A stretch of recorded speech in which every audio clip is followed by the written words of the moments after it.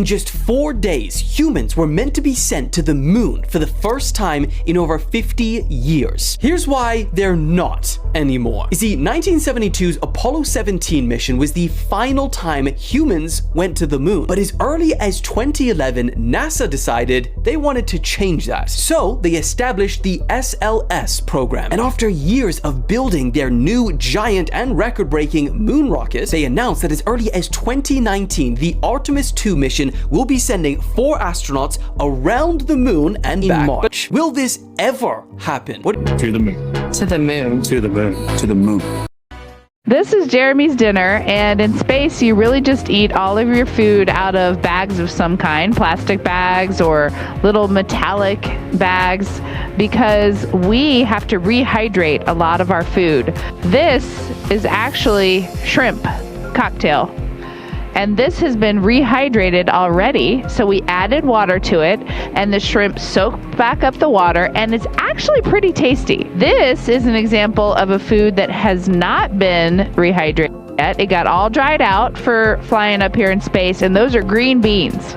So we do have to eat our vegetables even in space, but don't worry, they do give us mac and cheese. They will be completely out of contact with mission control. They will be alone, silently drifting through space for nearly an hour. However, they will be very busy during this time because they've been tasked with taking a whole bunch of images and videos of areas that were too dark or too difficult to be seen in previous missions. Last night we did have our first view of the moon far side, and it was just absolutely spectacular. I think that one of the interesting things that happens when you look at a moon that inherently just looks different is like the darker parts just aren't quite in the right place, and something about you senses that is not the moon that I'm used to seeing.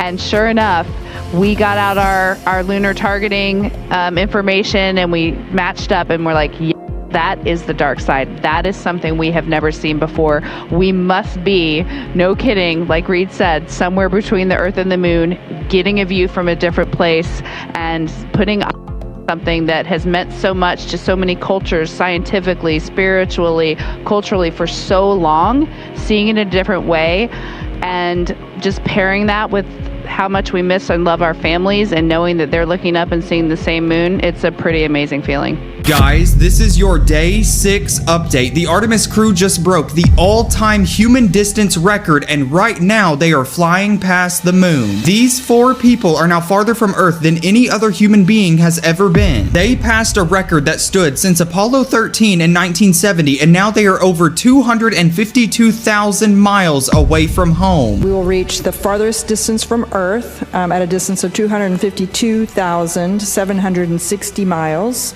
That's 4,105 miles farther than Apollo 13. They're currently flying past the far side of the moon at just over 4,000 miles from the surface. They have a 6-hour window to photograph craters and features on the far side of the moon that no human has ever been able to see before until now. The crew has been preparing for this very moment all week long, and they're ready. They're also about to go behind the moon, and they're going to lose all communication with Earth for about 40 minutes. And while they're back there, the sun is actually going to disappear behind the moon from their view for a full hour. So this is about to be a solar eclipse that nobody has ever been able to witness from that angle.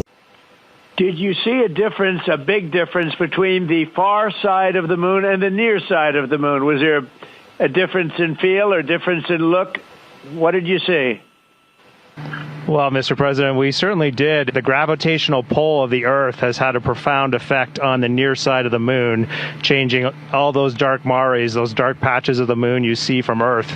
It's very different on the far side.